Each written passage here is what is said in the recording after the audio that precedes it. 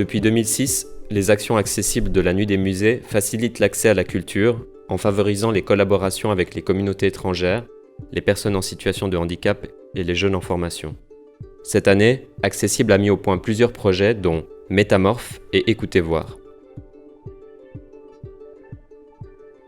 Mené par le collectif Micro-Sillon, Métamorphe a permis à une classe d'adolescents de partager son expérience des musées au travers de la création d'une animation graphique.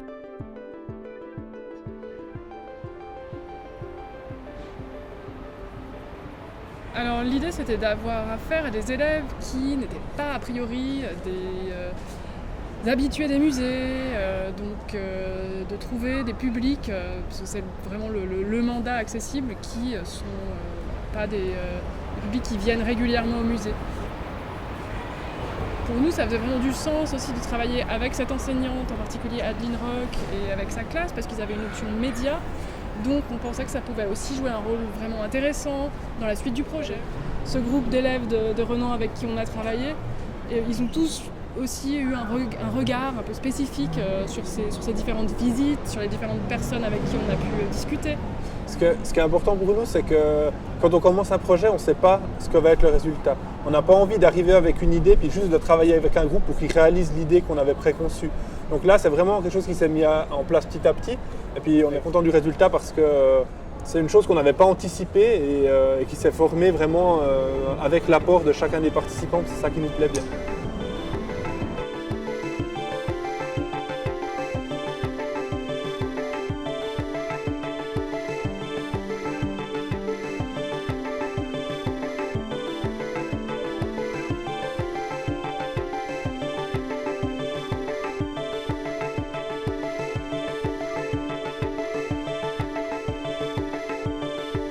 Le projet Écoutez voir permet à des personnes ayant une déficience visuelle de découvrir des œuvres au travers d'une audiodescription interactive.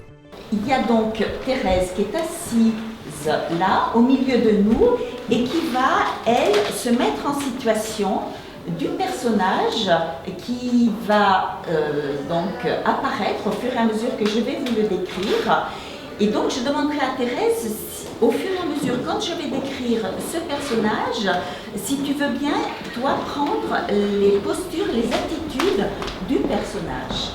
Il faut essayer d'être le plus précis possible en ayant le moins de mots possible pour aller à l'essentiel et faire en sorte que la personne qui a donc un handicap visuel puisse se connecter avec l'œuvre, ressente l'œuvre.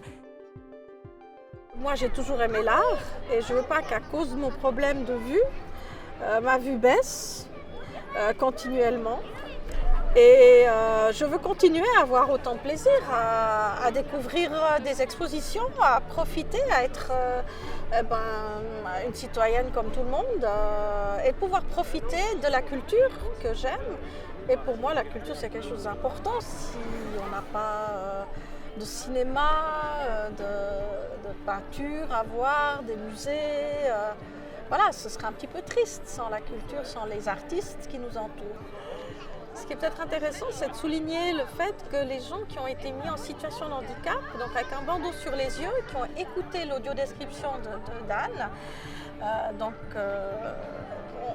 vraiment ressenti le tableau et ils ont été beaucoup plus concentrés. Et certains m'ont dit que finalement, ils ont découvert peut-être encore mieux l'œuvre, parce qu'il y avait des détails qui ont été décrits qu'ils n'avaient même pas vus, parce qu'ils n'ont pas fait attention, parce que ce n'est pas le tout de regarder, mais bien sûr, il faut voir, je dirais. Donc voilà, si je peux conclure ainsi, c'est vrai qu'il n'y a pas seulement les yeux, mais il y a tout le reste pour pouvoir découvrir quelque chose. Voilà.